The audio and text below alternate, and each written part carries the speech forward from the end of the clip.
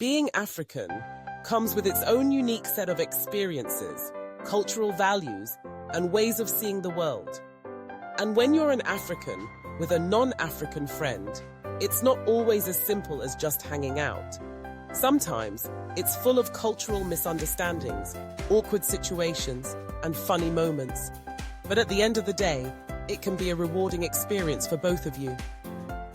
Let's talk about some of the struggles and funny situations that come up when you're an African with a non-African friend. One of the first things you might realize is the food situation.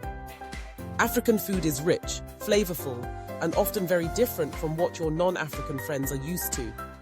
As an African, you might be used to foods that are spicy, hearty, and full of bold flavors.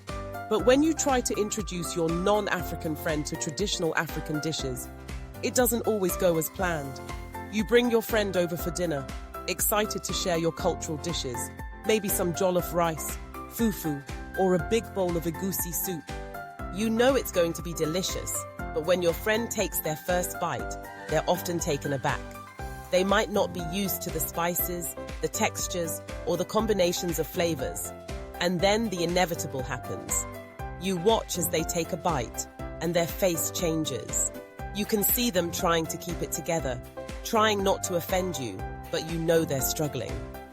You can feel the awkwardness as they try to politely chew through it, nodding in appreciation, but clearly, they're not sure how to react. They might even ask, "What's this made of?" You explain, but their expression doesn't change. It's like they've been hit with a flavor bomb they weren't ready for. But at the end of the day, you respect that they're trying. You know that they'll probably never understand the magic of your favorite dish, but they appreciate the effort, and that counts. On the flip side, you also realize that their food is a bit of a mystery to you. When they invite you over for dinner, you get excited, expecting something exotic, or at least something new.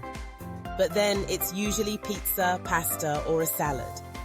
You try to be polite, of course, but deep down, you're wondering how anyone survives on such bland food. You eat it because it's food, but you can't help but feel like something's missing. Cultural misunderstandings also come up a lot. For example, there's the issue of family. In many African cultures, family is everything. You don't just have your immediate family, you have your extended family, your aunties, uncles, cousins, and even distant relatives you've never met. And they all expect to be involved in your life. So when you invite your non-African friend to a family gathering, things can get a little chaotic. They might not be used to the large, boisterous nature of African family events. The laughter, the music, the loud talking, it can be overwhelming for someone who's used to quieter, more intimate family settings. Your non-African friend might find it hard to keep up with the sheer volume of people, the rapid-fire conversations, and the endless amount of food. They might even feel out of place, like they don't belong, which can lead to some awkward moments. And then there's the whole auntie and uncle thing.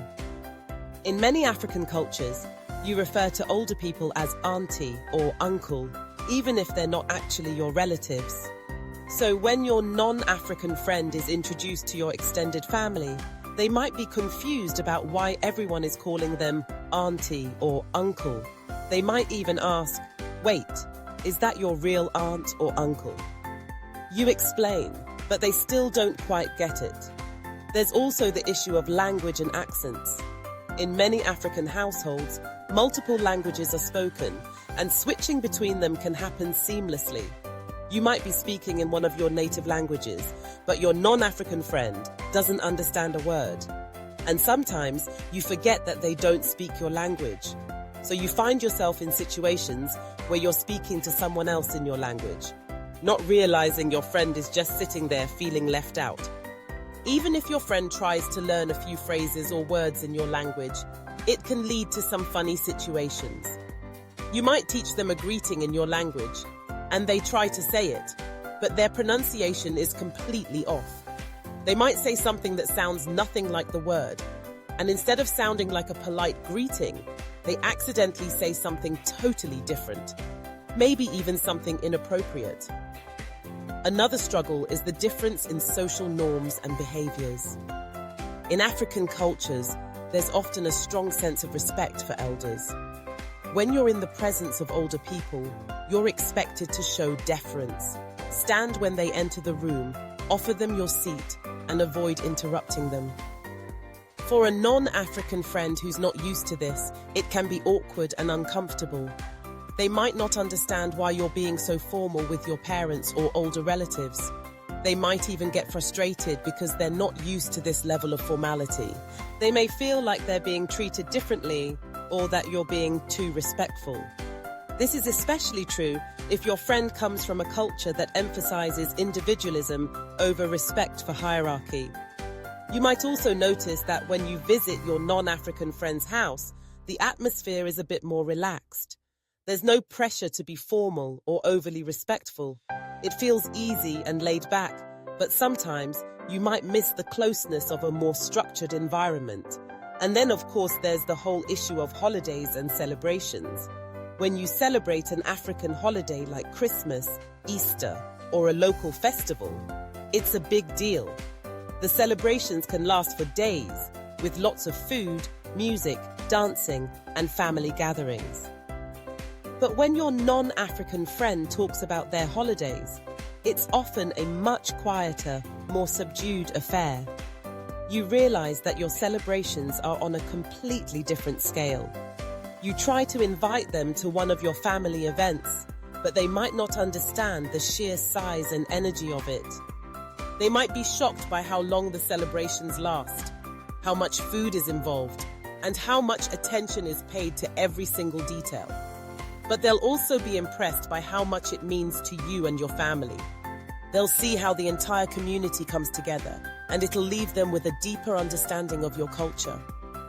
Despite all the misunderstandings and differences, there's also the beauty of sharing your cultures with each other. Over time, you learn to embrace each other's traditions, finding common ground in your differences. You teach them how to dance to African beats, and they teach you how to make their favorite dish. You might still laugh at their attempts to say a word in your language, but it's all part of the fun. You both grow as people, learning to appreciate each other's unique backgrounds. Your non-African friend starts to understand the significance of family, the importance of food in your culture, and the deep respect you have for your elders. And you, in turn, start to appreciate the different ways they approach life, their laid-back attitude, and the things they hold dear. In the end, the struggles of being an African with a non-African friend are part of the journey. They might make things a little awkward at times, but they also make for some hilarious, heartwarming moments. And through it all, you realize that friendship goes beyond culture. It's about learning from each other and building a bond that transcends borders. So the next time you find yourself explaining the intricacies of African food, culture, or family traditions to your non-African friend, just remember that you're teaching them something valuable. And even if the food doesn't always get eaten, the friendship is what truly matters. Thanks for watching. Make sure to like, share, and subscribe for more videos on cultural experiences and the struggles that make life interesting. See you next time.